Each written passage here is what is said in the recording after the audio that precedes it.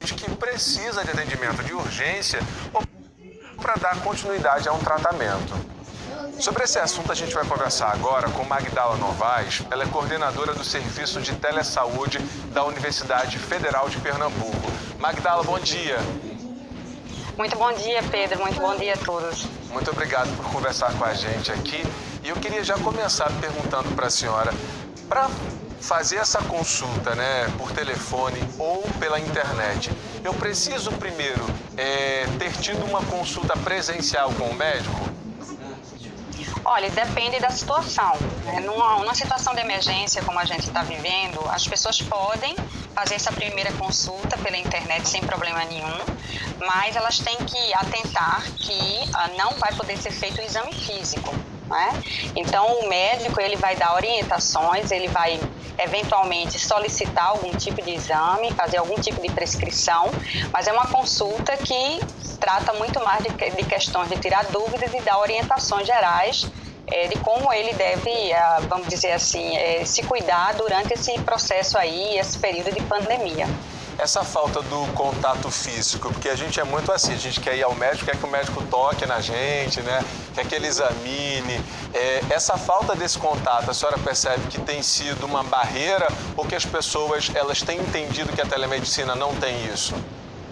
Não, eu acho que o que a gente está percebendo é um movimento muito interessante, porque muitos desses profissionais já tiveram contato prévio com seus pacientes.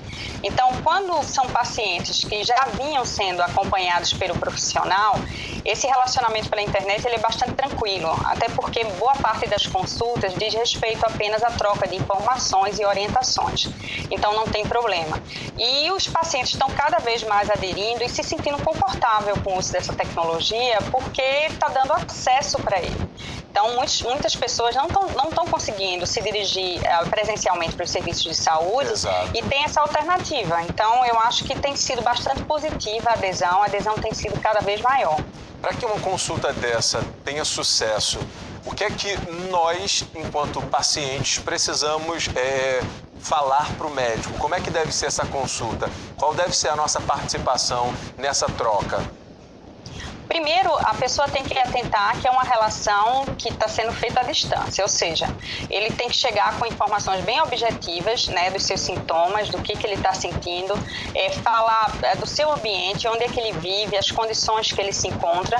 Muitos problemas a gente sabe que estão relacionados também a questões sociais, no ambiente em que as pessoas estão inseridas.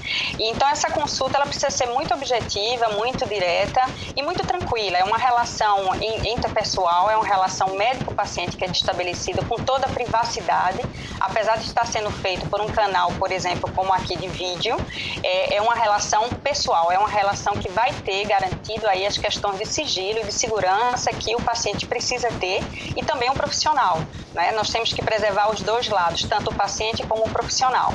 Mas eu acho que é bem tranquilo e tem ocorrido de uma maneira assim que os pacientes têm se sentido cada vez mais confortáveis em discutir seus problemas com o médico pela internet.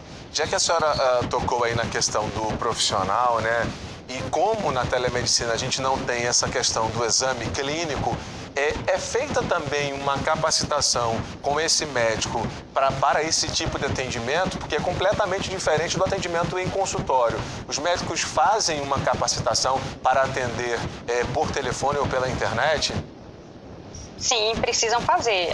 Na realidade, boa parte desses profissionais estão passando por novas capacitações e treinamentos para entender como é o processo, como melhor conduzir a consulta pela internet, como utilizar bem o sistema, A gente utiliza um sistema de prontuário eletrônico que é fundamental para registrar todas as informações que são coletadas do paciente, para poder fazer uma avaliação correta de risco daquele paciente. Então, o profissional ele precisa ser treinado. A nossa universidade vem fazendo capacitações para todos os teleconsultores, são assim que nós os chamamos, teleconsultores de saúde. E eu queria só chamar a atenção uma coisa, o exame físico ele não é possível nesse momento, mas já existem inúmeros dispositivos e equipamentos que permitem vários tipos de exame e coleta domiciliar. O problema é que eles não estão ainda disponíveis para a população como um todo. Então, existe essa limitação do exame físico por conta dessa indisponibilidade desses dispositivos, que ainda no Brasil tem um custo elevado e não estão acessíveis para toda a população.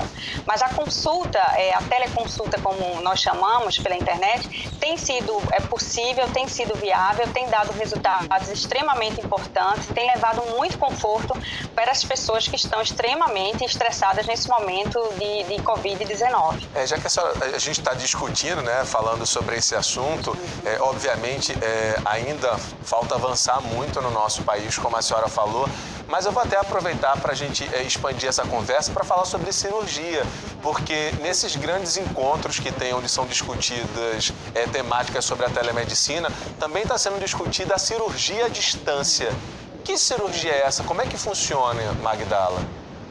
Tem várias formas de fazer. Na maioria das vezes, existe um acompanhamento de uma equipe médica à distância.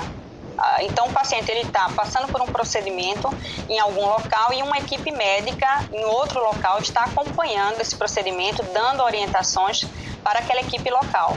Existem também a utilização de equipamentos como robôs. Esses robôs têm braços que fazem todo o processo junto ao paciente e que são manuseados por profissionais que estão também à distância. Isso é uma tecnologia que é disponível em vários países do mundo, já é bastante utilizada em algumas situações e principalmente situações críticas, né, como aconteceram em algumas situações de guerra, e também em alguns hospitais aqui no Brasil a gente já tem esses robôs disponíveis para fazer essas cirurgias e serem manuseadas remotamente. A senhora falou aí do prontuário eletrônico. Ele já é uma realidade no nosso país, no Sistema Único de Saúde, ou não? Gostaríamos muito que fosse. O prontuário eletrônico ele vem sendo discutido e implantado gradativamente, mas só nesses últimos anos a gente começou a observar uma movimentação mais forte para que esse sistema esteja disponível nas unidades públicas de saúde. Nós temos vários hospitais e várias unidades de saúde da família que já dispõem desses sistemas para atendimento eletrônico, mas como a gente não tem toda a rede ainda conectada, isso dificulta muito o manuseio do prontuário do paciente, principalmente quando ele precisa ser visto por vários profissionais simultaneamente. Então, é um problema que a gente ainda enfrenta, mas que já está sendo implementado aqui no país gradativamente. Falando sobre a importância da telemedicina para ajudar até na superlotação das unidades de saúde, nas urgências, como é que funciona